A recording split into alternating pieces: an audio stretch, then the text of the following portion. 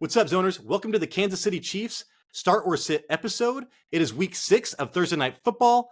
They are taking on the Denver Broncos, so there are tons of fantasy points to be had for the Chiefs. Who are you going to start and who are you going to sit? I will tell you who, including defense and kicker. If that sounds interesting to you, hold on for 7 seconds. You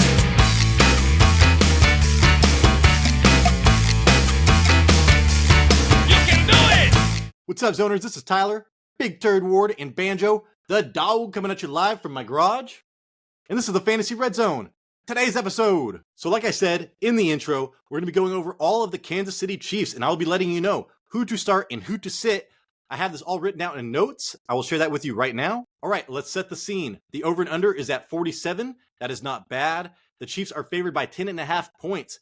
Let's hope that the Broncos can keep it close in the second half, so Patrick Mahomes can get his points and the wide receivers can get some points as well, and they just don't run the shit out of it. The weather is going to be a factor this game. It's going to be at 77 degrees with a 65% chance of precipitation.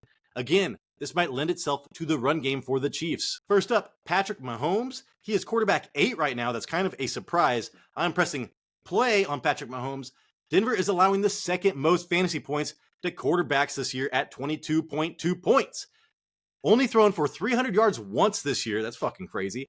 And also, he's only thrown for 3 touchdowns in one game this year as well. Dude, his rookie year was blowing this shit away. So this is an outlier for Patrick Mahomes right now. We will talk about maybe a reason why in a little bit. So his floor is high. He has had 6 or more rushing attempts in 3 of his last 5 games. That is like Josh Allen-esque numbers. Josh Allen usually, 7 rushing attempts per game over the last couple of years.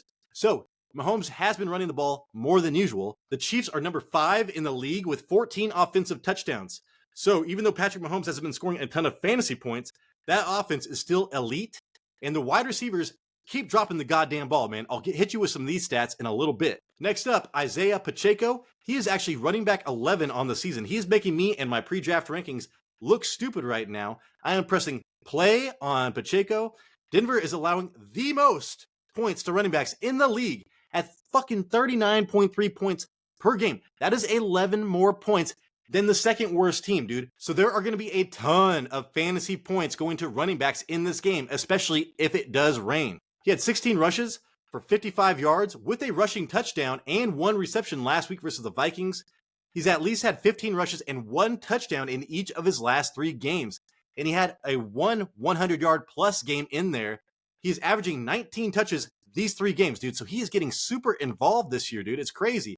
I always said Patrick Mahomes doesn't need a goddamn running back. Who cares? They have thrown the ball inside the 5 more than like anybody over the last 3 years. And here they are using Isaiah Pacheco. He is averaging just over 2 receptions per game this year as well. That is huge. He is getting involved in the passing games. Next up, I drafted this dude, I think in the 2nd round, his rookie year, like an asshole.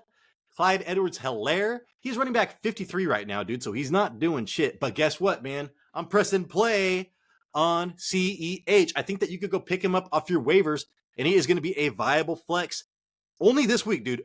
This is it. This is it. Well, and the next time they play the Broncos as well.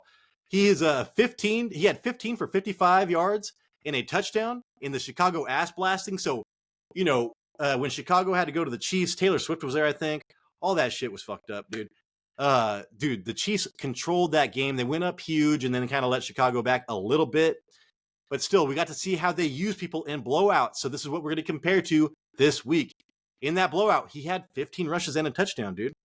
And since that game, he's had 6 total carries and 1 receptions in those 2 games since. So he was super involved in that game when they're trying to save Isaiah Pacheco. Maybe Isaiah Pacheco's out of breath, dude, just from running on these fools. And in that game, he did only score 11.5 fantasy points with a touchdown. But hey, we're thinking of like 30% more fantasy points to be had, even more than Chicago or any other team. So, I mean, we can see like maybe a 15-point game or maybe at least double digits from CEH this week. I'm calling it. Isaiah Pacheco can't score fucking 40 fantasy points, I don't think. Next up, a guy I kind of wanted to draft this year. It has not panned out. Jerick McKinnon, running back 46. Just because he got 2 touchdowns in that Chicago game. We'll talk about that in a second. I'm pressing pause on Jerick McKinnon. He is the choice that I choose to pause. I'm not going to start all 3 of these running backs. We are going with CEH and Pacheco. he has not had a game with more than 3 rushing attempts or more than 3 targets. And that just scares the shit out of me, dude. He did have 2 reception touchdowns in that Chicago blowout. But, I mean, like I said, I think he had 3 targets that game, and he had 2 receiving touchdowns. I think that is going to be an outlier. If he scores any points this game, it's literally all going to come from touchdowns. He was out-touched 5-16 in that Chicago game, though. So I want to go with the opportunity here. In that blowout, they gave CEH the opportunity. I am expecting that again. I can see McKinnon maybe catching 1 touchdown, but I am not betting on that. And even if he did catch that 1 touchdown, I do not think he is worth starting. I'm going with CEH here for the better bet to get double digits. Next up, Rashee Rice. I wish I would have picked him up on fucking waivers like I wanted to, but hey, man, can't get them all. Can't catch them all. Wide receiver, 50. I am pressing play on Rashee Rice. He has been coming on hot, man. On hot. Denver allowing the 12th most points to wide receivers at 30.7. So people are getting up huge on Denver, and then they just don't throw the ball that much. But in the first half, there will be points to had by wide receivers. Through 5 games, Rashee Rice leads all Chiefs wide receivers in red zone targets. That is huge when you're talking about a quarterback that can throw 50 touchdowns in a year with 8. So he has 8 red zone targets. That is 4 more than the next wide receiver, Sky Moore, and tied with Travis Kelce, given Travis Kelce's played 1 less game. Rice has converted 2 of these red zone targets into touchdowns, and he was tackled on the 1 yard line twice. So we're almost looking like at a 50% hit rate had he scored those 2 touchdowns. He is really good in the red zone. He leads all wide receivers, right, with a 16.7% drop rate. We talked about Patrick Mahomes not doing that great in fantasy. Well, guess what, dude? These fuckers keep on dropping the ball, man. He leads all the NFL in drop rate. Another thing I want to know, who will Surtain cover? And when I look at, who he's covered this year, it's been like Tyreek Hill, Devontae Adams, some of these guys, the big name wide receivers. I'm wondering if he's going to be helping on Kelce. I hope not, because I am a Kelce owner. But I do expect him to be on the outside. And who are those outside wide receivers? I think it's Justin Watson and Sky Moore. So I am going to press play and play the odds with Rashee Rice in the end zone, get those touchdowns. And I do think that he needs to get that early. Otherwise, it might be bad. Next up, the Tyreek Hill replacement. So we thought Kadarius Toney. This fool is wide receiver 91. And I only want to start 1 wide receiver from this game because we have Travis Kelce and a good chance they are not going to have to throw the ball much. But Kadarius Toney, man, 4.5 average yards of separation. That is the best for wide receivers in the NFL. So as far as the Tyreek Hill replacement, if you look at that right there, he's even better than Tyreek Hill at separating. He has 5 receptions on 6 targets for 26 yards last week, the most targets of the year. So here we go. This guy has got huge separation. He just had the most targets that he's had all year. But guess what, man? This fucker has the 2nd worst drop rate for wide receivers in the NFL at 15.8%. And he's not a rookie, dude. This guy is supposed to be good by now. Rashee Rice, they are going to be patient with. I'm going with the young Rashee Rice and those red zone targets. I want that.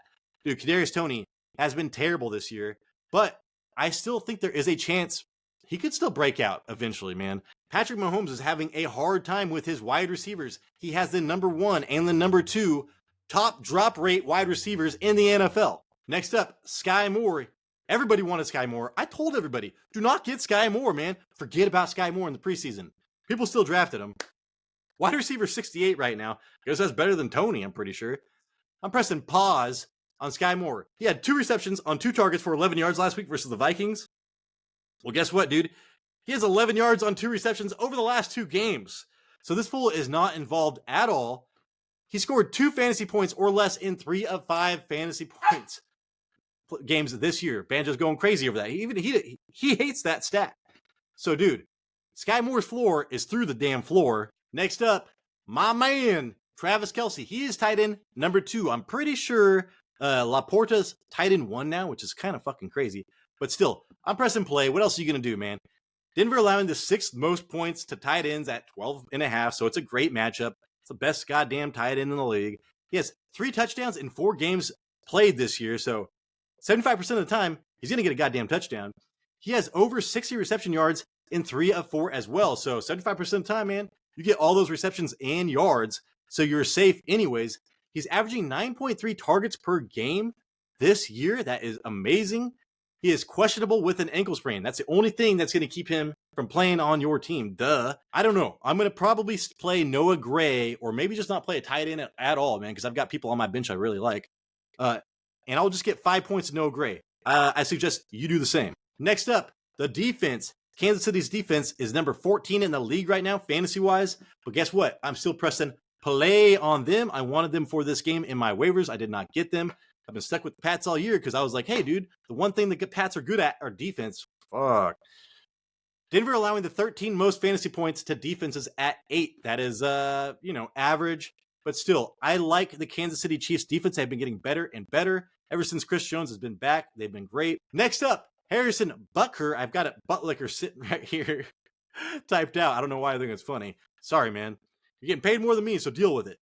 Kicker number 10 right now. So he's a top 10 kicker. I'm pressing play on him. Denver is allowing the 9th most fantasy points to kickers. That is a positive matchup at 9.6. That is almost double digits, which is all I need for my defense and kicker. If I get double digits from those fools, I am happy. Double-digit fantasy points in each of their last 3. Like I said, I want double digits. 3 games in a row, Butlicker has produced. All right, everybody, that is the show. If you disagree with anything, please let me know down in the comments. Hey, if you think that you should be starting, I don't know, Jarrett McKinnon over CEH, let me know what you think about that, because I think that is the most controversial pick of these. Hopefully I earned a thumbs up. Hopefully I earned a subscription if you're not already subscribed. We need it. This is Tyler Big Turd Ward, and I appreciate you.